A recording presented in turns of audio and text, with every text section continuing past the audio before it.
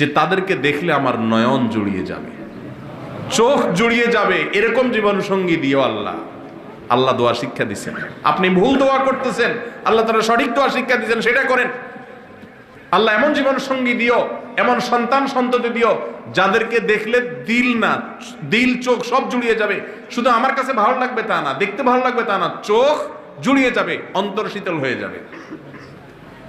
ওয়াজআলনা লিল মুত্তাকিনা ইমামা, আমি আমার জীবন সঙ্গী স্বামী বা স্ত্রী এবং সন্তান সন্ততি, আমরা গোটা পরিবার, আমাদের সবাইকে আপনি মুত্তাকিদের লিডার এবং নেতা হওয়ার তৌফিক দান করেন। আমিন।